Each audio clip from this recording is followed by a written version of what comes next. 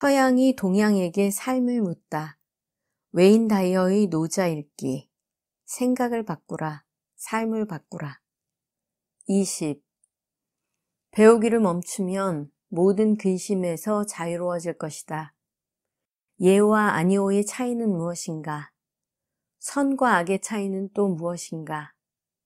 사람들이 두려워하는 것을 나도 두려워해야 하는가? 풍요로움 속에서 황폐함을 두려워해야 하는가? 천지가 빛으로 가득할 때 어둠을 두려워해야 하는가? 봄이 오면 어떤 이는 공원에 가고 언덕에 오른다. 그런데 나는 홀로 떠돈다. 내가 어디에 있는지도 모른 채. 마치 아직 미소 짓는 법을 배우지 못한 갓난아이처럼 나는 홀로 갈 곳이 없다.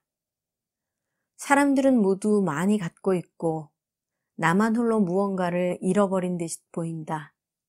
그 순수한 간결함에 있어 내 마음은 참으로 무지한 자의 그것과 같다. 나는 이 세상에서 그저 손님에 지나지 않는다. 다른 사람들이 무언가 해내려고 달려들 때 나는 그저 주어진 것을 받아들인다. 적게 벌어 적게 쓰니 나만 홀로 어리석어 보인다. 다른 사람들은 명성을 얻기 위해 애쓰고 나는 혼자 남겨지길 택해서 세상의 주목을 피한다. 참으로 나는 어리석어 보인다. 욕심을 버리니 근심도 사라진다. 나는 큰 바다의 파도처럼 떠돌고 목적 없는 바람처럼 불어댄다. 모든 사람이 알맞은 장소에 자리를 잡는데 나만 홀로 고집스레 경계 밖에 머문다. 그러나 내가 무사람과 가장 다른 것은 나 홀로 위대한 어머니가 우리를 먹이는 것을 아는 데 있다. 애쓰지 않는 삶. 이 장은 세속적인 것을 위해 애쓰고 노력하는 데서 벗어나 주어진 삶을 경험하라고 한다. 더 많은 것을 얻으려는 욕망의 속도를 늦추고 지금 여기가 아닌 다른 어딘가에 대한 기대로 매 순간을 채우는 노력을 멈추라고 조언한다. 람다스의 책 제목처럼 지금 여기에 존재하라의 방식으로 삶을 경험하라고 한다. 몸뿐 아니라 마음도 지금 여기에 존재하라. 갈망은 버리고 감사의 마음만 간직하라. 옳은 일을 하는 데 있어 의심하는 마음을 내려놓아라. 만약을 걱정하는 마음과 미래를 위한 목표도 모두 놓아두고 대신 이 순간의 힘을 따르라. 여기에 존재하라. 지금 당장 그렇게 하라. 다른 어딘가를 생각하는 것은 당신에게 주어진 소중한 현재의 순간들을 소모하는 일이기 때문이다. 현명한 성인은 언제나 현재에 완전히 몰입한다. 위대한 어머니인 도의 방식대로 삶을 받아들이면 지금 바로 이 자리에 존재할 수 있다. 이것은 무릎 꿇고 항복하는 과정이다. 위대한 근원이 이끄는 대로 그저 자신을 내맡기면 된다.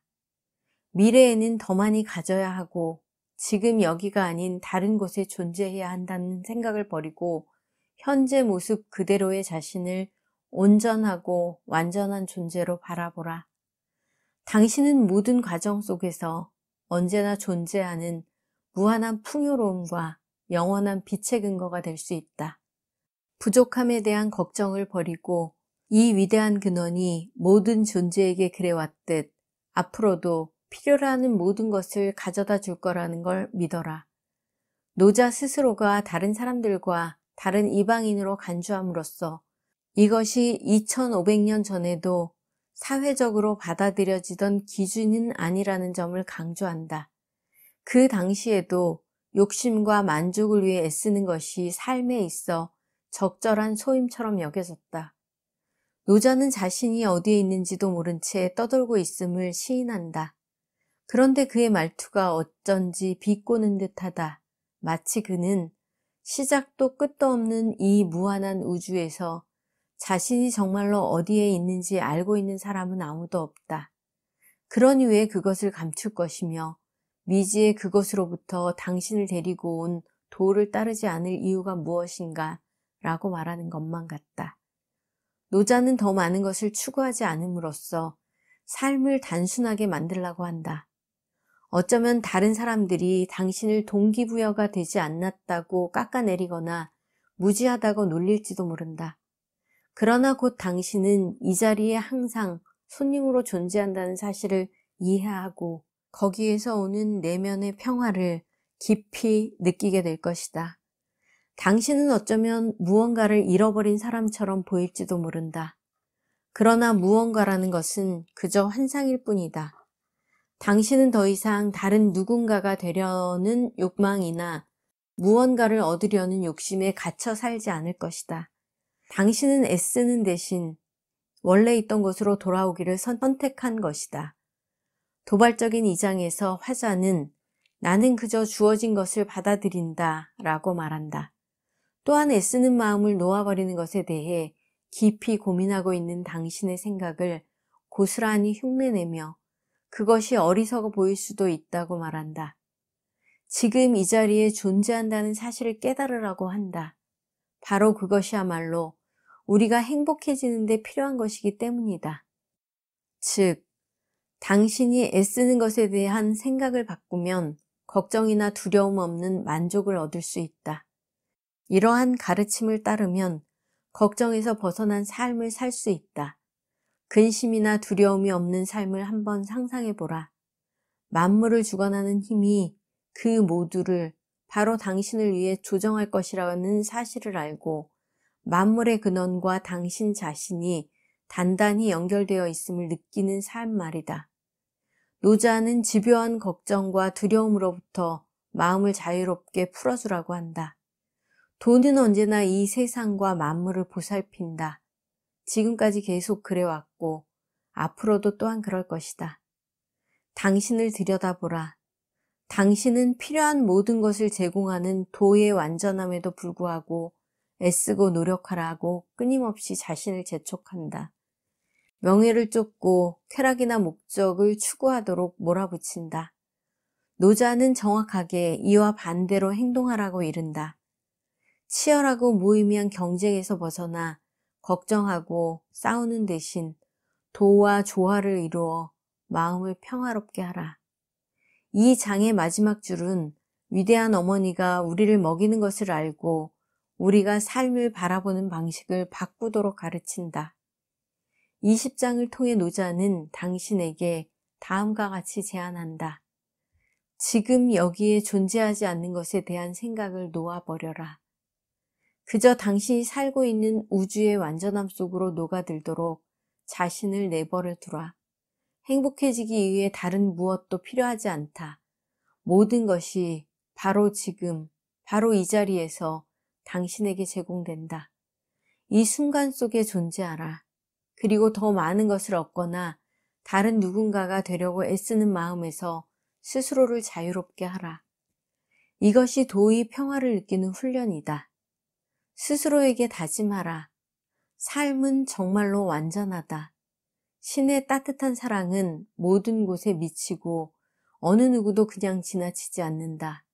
바로 이 힘이 나를 인도해 줄 것을 믿는다. 여기에 내 에고가 끼어들도록 내버려주지 않을 것이다. 이처럼 걱정도 두려움도 없는 마음가짐을 가질 때 얼마나 자유로워지는지 한없이 느껴보라. 마음을 내려놓고 신에게 맡겨라 라고 말하면서 실제로 그 차이를 느낄 수 있을 때까지 반복하라. 놓아버리는 것은 아주 뚜렷하고 분명한 신체적이고 정신적인 경험이다. 이는 애쓰는 것과는 전혀 다르다. 당신의 이런저런 요구사항들을 내려놓아라. 당신의 인생에서 무언가 빠졌기 때문에 행복할 수 없다는 생각도 함께 내려놓아라. 갖고 있지 않은 것을 갖겠다고 억지를 부리는 것은 바보 같은 짓이다. 필요하다고 생각하는 그것 없이도 잘 살 수 있다는 사실을 깨닫는 것이 바로 우리가 바라는 변화다. 그리고 나면 당신은 바로 지금, 바로 이 자리에서 평화롭고 행복하고 마음 편하기 위해 필요한 모든 것들을 이미 가지고 있음을 알아챌 것이다. 긴장을 풀고 이 깨달음 속으로 빠져들어라.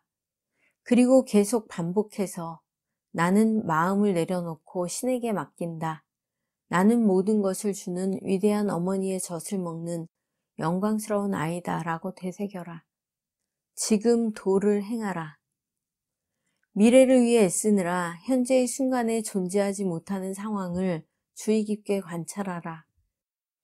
그 일을 하고 나서야 진정으로 원하는 것을 할 시간을 갖게 될 거라는 생각 때문에 당신이 지금 얼마나 많이 애쓰고 있는지 깨닫지 못할 수도 있다.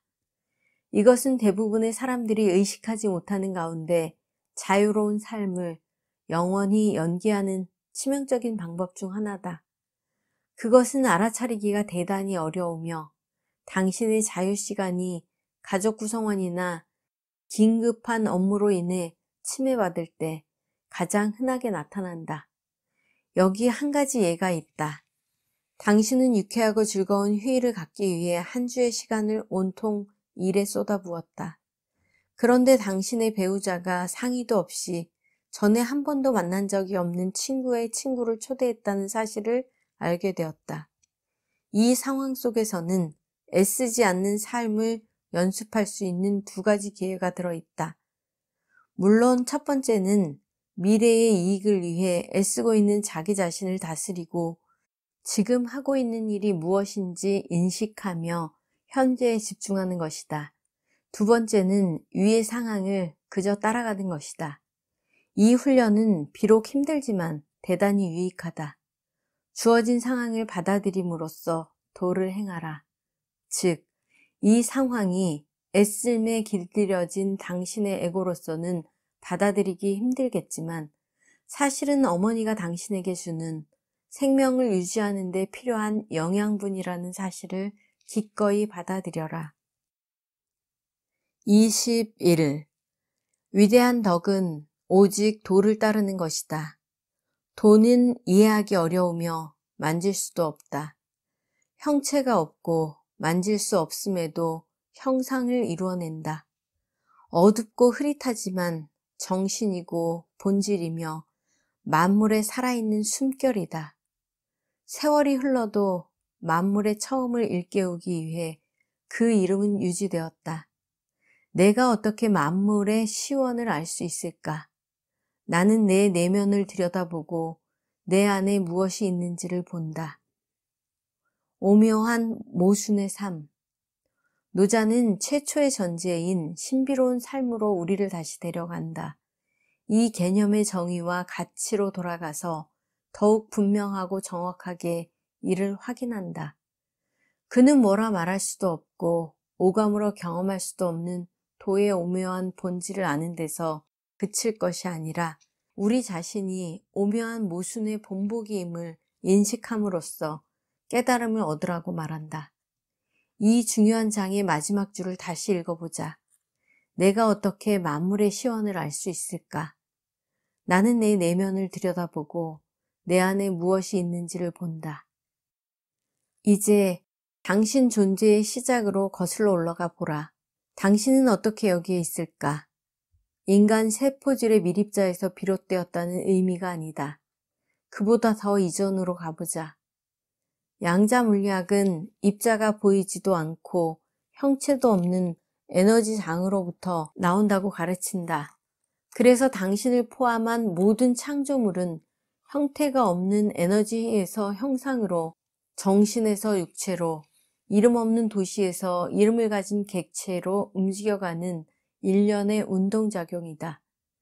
창조의 과정은 그 이름 없음을 이해하는 것과 더불어 도덕경의 전반에서 다루어진다. 당신은 이 오묘한 모순을 깊이 생각하고 받아들이고 경험하도록 초대받은 것이다. 자신의 본질을 시험해보고 만물을 창조한 바로 그 힘이 당신의 모든 생각과 행동에 생명을 불어넣고 있다는 사실을 인식함으로써 그것을 깨달을 수 있다. 집게손가락을 움직이겠다는 간단한 결정을 내려라. 발가락을 꼼지락거려보라. 그런 다음 팔을 들어 올려라. 그리고 마지막으로 이런 동작들을 할 수 있게 해주는 근본적인 힘이 무엇인지 자신에게 질문을 던져보라. 무엇이 당신으로 하여금 색과 모양을 볼 수 있게 해주는가? 도대체 눈동자 뒤에 어떤 힘이 하늘을 푸르다거나 나무는 키가 크다는 것을 인식하도록 신호를 보내는가? 귓속 어딘가에서 진동을 포착해 소리로 인식하게 만드는 형태없는 에너지는 무엇인가? 그 모든 것은 형체도 없고 이름도 없다. 그것은 모호하다. 그것은 구름이 낀 것처럼 잘 드러나지 않는다. 이런 방식으로 당신이 세상을 바라보면 자신의 그러한 면을 이해하기 시작한다. 노자는 이를 만물에 살아있는 숨결이라고 묘사한다. 이것은 더 이상 신비로 남아있을 필요가 없다. 당신은 내면에 그와 같은 영원한 도를 품고 있으며 이는 하루에도 지속적으로 작용한다. 그것은 당신 앞에 있다. 당신이 바로 도라고 할 수 있다. 다양하게 적용될 수 있는 이번 장은 당신에게 돈, 성취, 횡재, 명예 등을 추구하는 마음을 내려놓고 그 대신 당신의 관점을 만물의 시작, 즉 도의 오묘하고 만질 수 없는 에너지로 이동시키라고 한다. 가장 큰 덕은 당신의 내면에서 이 이름도 없고 형체도 없는 힘을 찾는 것이다. 당신의 모든 생각과 행동 속에서 작용하고 있는 에너지를 알고 그 안을 들여다봄으로써 그 힘을 이해하라.